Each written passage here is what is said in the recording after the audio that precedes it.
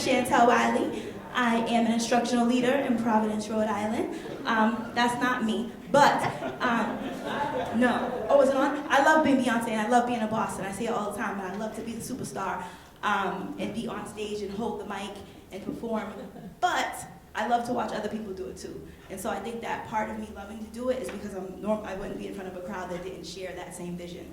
So although I call myself a boss, my goal is always to try to make sure that I'm cultivating leaders. And in my schools, I have a principal advisory board. So one of the students actually put together that slide when she was visiting some schools, some big picture schools, and felt like it was important that students had a voice in all big picture schools because she was making a difference in ours.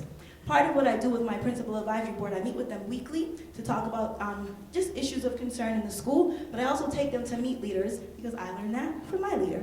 So I surround them with leaders, and that makes them feel good about themselves. So they're around students who are in Masters of Education programs. We have our director of our community school, Congressman Cicilline, our former chief of police, actually brought students to a conference to encourage people of color to apply to be police officers, and how do we build a better community where our students have a positive relationship with the police. Also brought them to different conferences on after-school programs where they actually had to be at the conference at 6:30 in the morning, and they did it and they didn't complain. We also had an issue one day. We called this the Women's Day. There was a Women's Day one January where I sent home 16 girls for incidents throughout the day. It was terrible. It was like craziness. I don't know what was going on. So PAB got together and we pulled all 16 of those girls in. We created a huge women's leadership conference. And the only thing that made it a women's leadership conference is we called it that. And everything we did that was positive, we said that's what's going to make you a leader. And it was amazing. We had the whole building of girls on Rhode Island College campus. Some of the other things we did with the group, some of the things we do to get the buy-in from teachers and have the teachers like us and trust us. We give them gifts, we thank them, we write them little notes. We actually help host events, and we put on conferences in our building to make positive choices for the whole building. Principal Advisory Board, actually last year my students sort of changed the hiring process for us in our building and started asking more questions to advisors and people are hiring, and then decided to change sort of the hiring process of Principal Advisory Board. So now they actually started interviewing other students and taping themselves during the interviews to reflect on how they were during the interview as leaders, which is pretty cool. This is actually a couple of my students. See, that's Omar. You'll see him again later. Omar just graduated and is now at CCRI. He was on Principal Advisory Board for all 4 years, and that was us visiting a school in Connecticut to talk about student leadership, but also help them with developing project work. So, that's me as a conductor. I only know one conductor because I'm from Boston originally, so Boston Pops. So as a leader, I read somewhere that you have to be like a conductor, like literally, you have to train these musicians and then turn your back to the crowd and just let them go. And just trust that everything is okay. And that's really, really, really hard to do. So, ways to make sure you feel comfortable doing it is giving staff an opportunity during staff meeting time to work together, to share best practices, to do planning, but all based on the vision that you all share. So, people are there meeting together, but I'm able to walk around and ask good questions and make sure that they feel confident that we are sharing the same vision and the work that they're doing really does matter to our school. Also by working one-on-one with teachers and saying like, this is what I saw in your classroom that really stands out to me, and I would love for you to share this with someone else. Put their name on the agenda of a staff meeting. Do you remember the first time your name was on the agenda? Like special feeling, they feel that.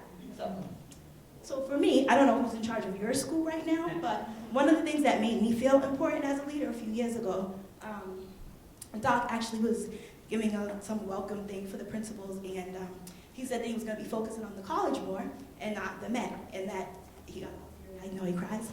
And he actually said that he felt okay about it because he trusted the team that we were, and that made me feel like, uh-oh, I can do something, and I felt important, and so that's what I make sure other people do as well. So that's Aylin up there. He's our new principal. In Unity, he took my school. Oh, and that's one of my, I love David Banda, who's now in college to be a teacher, and that was them at Summer Infusion 4 years ago. That's Aylin throughout the years growing and dancing with his students. And it was cool because when I was away before, I would trust Aylin in my school. He was the person, and everybody knew that. So although we were all sharing sort of the common goals, they knew that they could go to Aylin because he cared about them. He cared about the school, he wanted to grow, he would support people, and people trusted him and knew that he wouldn't judge them, he would just try to help them as a leader. And then he made us his family. So part of that growth was, at the beginning, Aylin was a teacher, and he was there.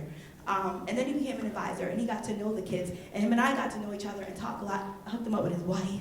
And now he has a little baby. But all that was intentional. All that sort of training that I got over the years was something that we've always done. So Carlos is an advisor now in Unity. It works for Aylin. I hired him, but he was actually one of the first med students ever. So it's something that we like to sort of see the cycle. He now has a master's degree in special ed from Johnson Wales University. So, superheroes. I love superhero stuff, and as a principal, a lot of times we want to play superhero. That's my dad right there, isn't he cute? So I would say I come from like a legacy of heroes and people who like to be leaders.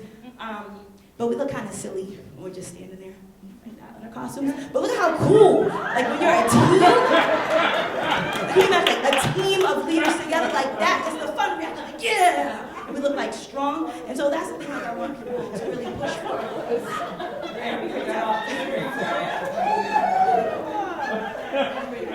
One of the kids made this years ago, love it. But this is my real team now. So I just wanted to give a shout out to Aylin and say congratulations, Aylin, on your new position, and just make sure that people recognize the growth. Like it's something that there's so many people in this room who taught me.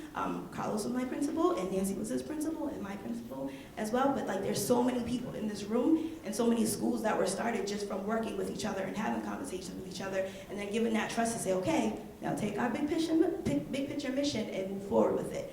So I want to make sure that everybody's continuing to do that on a leadership level, but making everybody leaders so that we're changing the world.